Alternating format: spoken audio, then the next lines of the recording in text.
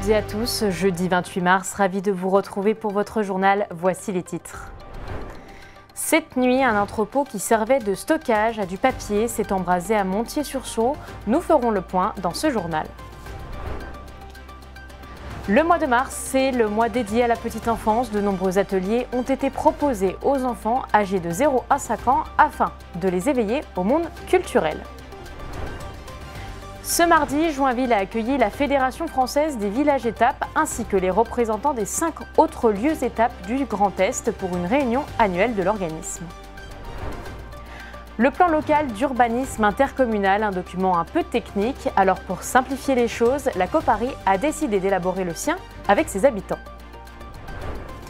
À 26 ans, il est le nouveau président des jeunes agriculteurs de Haute-Marne. Thomas Millot est notre invité ce soir. Nous ferons le point sur son parcours et sur ses projets pour le syndicat.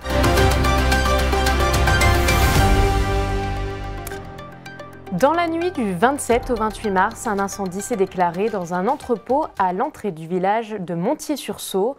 Heureusement, le bâtiment ne contenait que des archives papier appartenant à une entreprise privée. La rédaction était sur place ce matin. Des cendres, de la fumée et des tôles tordues. Il ne reste plus grand-chose du bâtiment de 4000 m² situé à l'entrée de Montier-sur-Saulx. Cette nuit, l'entrepôt qui servait au stockage de papier s'est embrasé entièrement. Vers minuit, lorsque la trentaine de sapeurs-pompiers est arrivée sur place, le bâtiment était déjà cerné par les flammes. L'objectif, c'était déjà de voir qu'il n'y avait personne à l'intérieur. Et le deuxième objectif, c'était d'essayer de préserver peut-être des bâtiments annexes qui se trouvent sur chaque extrémité. Ce matin, une douzaine de soldats du feu étaient encore sur place pour sécuriser le bâtiment et s'assurer que d'autres départs de feu ne se déclarent pas. La suite pour nous, c'est de rester en surveillance parce qu'on a les fumées d'incendie qui se dispatchent de chaque côté et tout. L'objectif, c'est quand même d'éteindre les foyers résiduels pour éviter d'avoir des fumées pendant quelques jours sur ce secteur. L'entrepôt semble appartenir à la société privée Meubles Haut-Marnais. Il ne servait qu'à du stockage d'archives de l'entreprise et aucune activité n'était en cours à l'intérieur.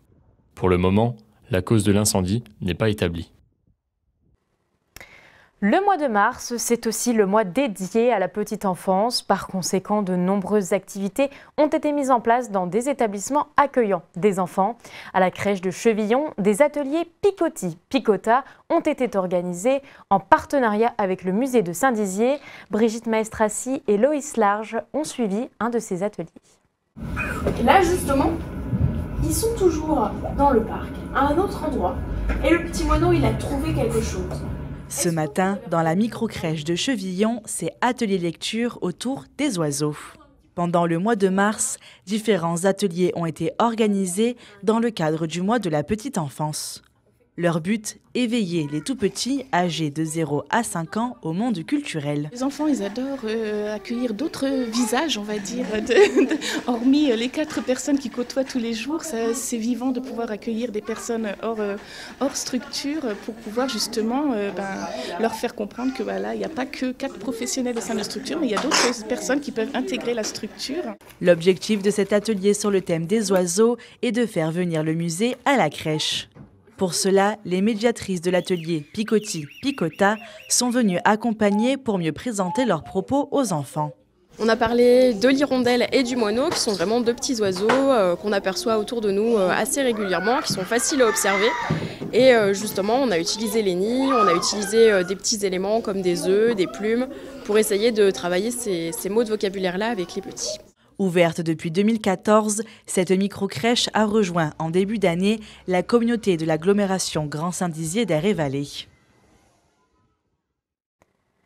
Chaque année, la Fédération française des villages étapes organise des réunions de zones partout en France. Pour la région Grand Est, c'est la commune de Joinville qui a accueilli ce rassemblement annuel il y a quelques jours et qui réunissait 5 villages étapes voisins dans le Grand Est. Manon de Fontis était sur place. Labellisé village étape depuis 10 ans, Joinville est une halte privilégiée par les touristes grâce à ses nombreux services de proximité et à son aire de camping-car. Ce label d'État propose à tous les usagers de la route une alternative aux aires de service. Située à la sortie d'un axe routier, les communes labellisées permettent de faire une pause conviviale et agréable sur la route des vacances.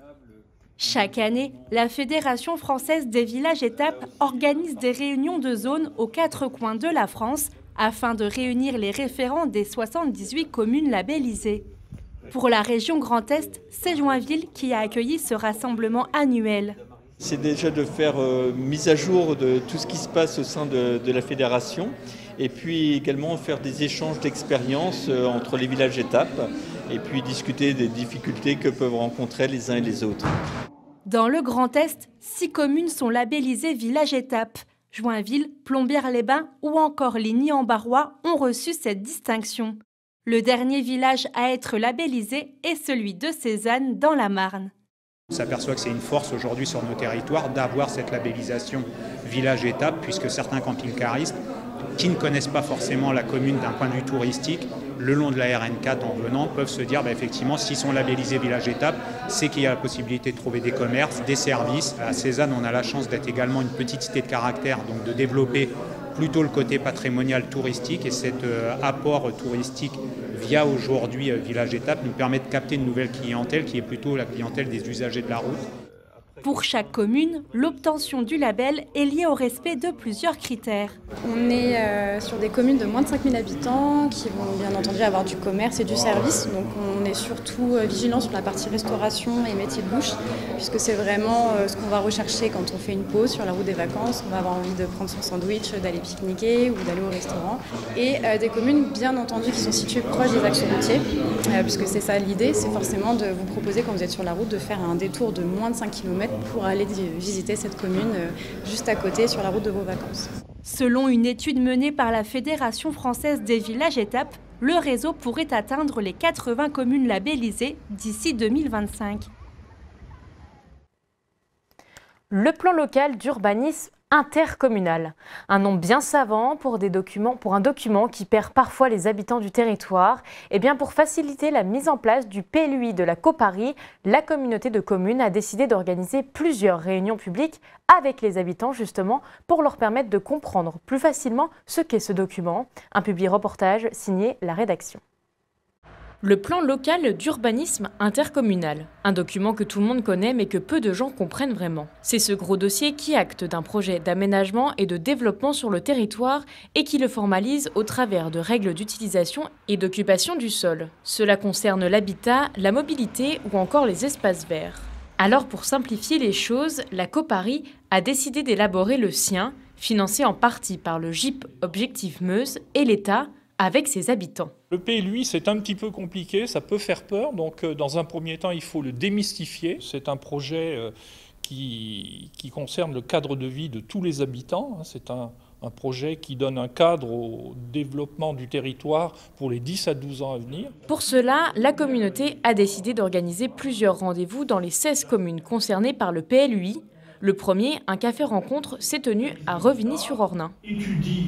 Le dossier. L'occasion pour les habitants curieux ou un peu perdus de se renseigner sur ce projet lancé pour 2 ans. Je connais que de nom et comme j'ai vu que ça touchait pas mal de domaines, je me suis dit pourquoi pas venir voir de quoi ça parle et puis pourquoi pas apprendre plein de choses. Je suis premier adjoint à la commune, donc cette réunion m'intéresse au plus proche des engagements communaux, puisque le PLU va nous complètement redimensionner notre carte communale à Brabant-le-Roi. Le projet est désormais lancé. Les habitants de la communauté de communes auront maintenant plusieurs moyens de se renseigner, des lettres d'information ou encore un dossier à consulter en mairie. Ils pourront également participer aux futurs ateliers citoyens.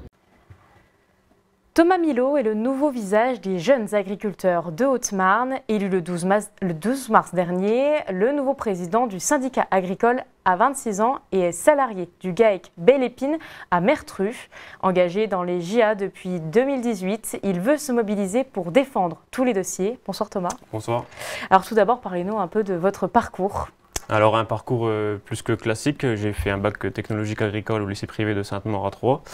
Ensuite, s'en est suivi un BTS Axe, donc sur la stratégie de l'entreprise agricole, avec un voyage collectif en Inde qui a permis de nous faire grandir et nous éveiller. Et ensuite, j'ai choisi de faire une licence de commerce axée sur la communication à Versailles. Alors, vous êtes aussi parti très tôt chez les JA, 2018. Pourquoi vous êtes engagé chez les JA? Je me suis engagé très tôt tout simplement parce que j'ai tout de suite vu pendant mes études qu'il fallait défendre notre métier. Et ça a été l'occasion aussi pour moi de voir autre chose que seulement la ferme et de s'ouvrir l'esprit et de s'engager et d'être acteur de notre avenir. De rencontrer du monde aussi, j'imagine. C'est pour ça que vous avez candidaté au rôle de président? Rencontrer du monde, oui, mais c'est surtout mener un groupe et représenter la Haute-Marne. Et ça m'a paru très important et j'ai été épanoui dans ce groupe.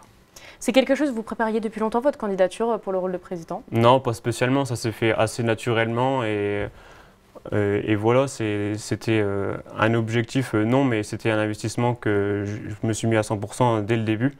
Et donc ça s'est fait assez naturellement et certains adhérents, certains collègues m'ont poussé pour que je sois le président, mais je ne suis pas tout seul, j'ai un bureau avec moi, donc c'est on. Exactement, et vous êtes parti pour de beaux projets. Vous avez en tout cas précisé que vous vouliez traiter tous les dossiers dès que vous êtes arrivé. Quels sont un peu les grands axes de votre mandat? Donc les grands axes, c'est la communication, c'est l'ambition sur l'avenir, être acteur de notre avenir, de notre présent, sans oublier le passé.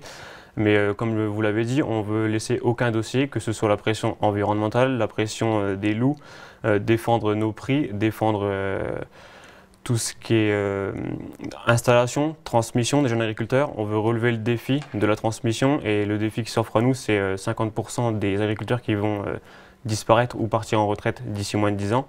Donc c'est réellement un engagement où on doit s'y tenir. Il y a du travail, il y a beaucoup de choses à faire quand on est président des jeunes agriculteurs. Il y a beaucoup de choses, beaucoup de représentations. C'est un rôle qui est assez lourd en responsabilité parce qu'on représente, on doit être un leader, mais un leader posé. Et on doit mener un groupe et on doit représenter les jeunes agriculteurs à travers la Haute-Marne, mais aussi en région et aussi dans toute la France, dans les rassemblements. Donc ce n'est pas un rôle à prendre à la légère et c'est un défi. C'est un défi que vous êtes lancé, vous êtes prêt pour quelques années, là c'est parti? C'est parti pour 2 ans pour l'instant. 2 ans, peut-être éventuellement autre chose après? Après on verra comment ça se passe. Déjà on se concentre sur les 2 ans à venir avec toute mon équipe et j'espère qu'on va relever tous les défis et qu'on va manquer aucun rendez-vous. Alors justement, les JA se sont fait beaucoup entendre, notamment pendant la crise des agriculteurs. C'est une question essentielle que je ne peux pas éviter ce soir. Est-ce que la colère, elle est toujours là chez les agriculteurs après les mobilisations, après les promesses et puis les mises en place de l'État? Est-ce que vous êtes satisfait ou toujours en colère? On est toujours en colère. La colère, elle est toujours présente sur le terrain. Aujourd'hui, ce qu'on remarque, c'est que les violons ne sont pas accordés entre l'administration et l'exécutif. Il y a des gros soucis d'application des promesses. On a un ministre qui nous a dit qu'il plaçait l'agriculture au-dessus de tout. Quand il y a tout qui est sans dessus-dessous dans le pays, il y a un réel souci. Et aujourd'hui, les jeunes agriculteurs ne sont clairement pas satisfaits et on risque de ressortir. Ils soufflent le chaud et le froid sur la braise et c'est très risqué. Justement, vous parlez de ressortir. Ça veut dire que ce qui a été fait, ce qui a été donné, en tout cas pour le moment, c'est pas satisfaisant? Pour le moment, c'est pas satisfaisant et c'est même insuffisant. Et pour l'instant, je pense qu'ils ne nous respectent pas et on commence à douter s'ils ont vraiment compris nos revendications et ce qu'on a amené. Aujourd'hui, on veut vivre de notre métier, on ne veut pas être des chasseurs de primes et on veut qu'on nous fasse confiance. On veut qu'ils fassent confiance à la nouvelle génération et qu'on relève le défi de la génération agricole, donc de renouveler notre agriculture. Justement, quelles sont les premières priorités qui, selon vous, n'ont pas encore été traitées par le gouvernement? Les priorités, c'est les prix. Aujourd'hui, on a toujours autant de pression de charges. Tout ce qui est importation, c'est clairement pas, il n'y a pas d'axe clair envers nos agriculteurs. On nous fait des amendements, mais on ne sait clairement pas si vraiment c'est exécuté. Tout ce qui est législation, aujourd'hui, on a obtenu une date pour tout ce qui est taille des haies. On a obtenu un délai d'1 mois par la direction départementale territoriale. On a l'autorisation, mais cependant, l'OFB peut encore nous sanctionner. Donc, encore une fois, les violons ne sont pas accordés. Justement, vous parliez de peut-être ressortir. Quelle est un peu votre position sur la question? Pour vous, il faut retourner dans la rue avec les tracteurs? Je ne sais pas si c'est la solution. Aujourd'hui, on est encore dans le dialogue avec notre administration. On travaille beaucoup, mais je pense que si vraiment ça n'avance pas et si ça continue comme ça, on risque de recommencer des actions et plus fort encore. Parce que justement, il y a une vraie collaboration entre tous les syndicats agricoles. J'imagine que tout le monde discute autour d'une table aujourd'hui, c'est ça? Tout le monde discute. Le réseau Jeunes Agriculteurs, c'est un vrai réseau, c'est un réseau fort. Ça démarre au niveau des cantons, des départements, des régions, puis ensuite au national. Donc c'est un réseau où on échange beaucoup, on communique beaucoup.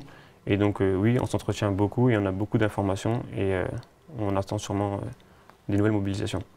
Alors peut-être nouvelle mobilisation. Si on parle de l'actualité peut-être plus en général du syndicat, qu'est-ce que vous avez de prévu sur la suite?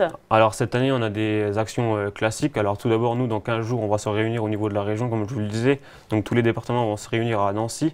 Donc c'est on appelle ça une université d'hiver régionale. Donc c'est une journée de formation, mais aussi la convivialité. La convivialité, c'est la charnière de notre réseau. Pas de convivialité, pas de réseau, pas de cohésion, pas de lien. Et ensuite, on va aussi faire notre AG régional, donc Grand Est, on va élire un CA et un bureau. Ensuite, on va organiser au niveau cantonal des fermes ouvertes, des balles. Les jeunes vont essayer d'organiser des balles. Et au niveau national, il y aura évidemment le congrès au mois de juin, donc 4, 5 et 6 juin. Donc là encore, c'est l'occasion de se réunir, de remotiver toutes les troupes et d'avoir des retombées nationales et encore une fois, de faire de la cohésion. Donc un beau programme pour 2024. Un beau programme, et j'ai oublié la fête de l'agriculture qui va se passer à Pierrefontaine le 25 août 2024. Eh bien on note cette dernière date, on va clôturer là-dessus. Merci beaucoup Thomas d'avoir été avec nous ce soir. C'est la fin de votre journal, merci de nous avoir suivis. Tout de suite, la météo. Pour l'information, j'aurai le plaisir de vous retrouver demain. Bonne soirée sur Puissance Télévision.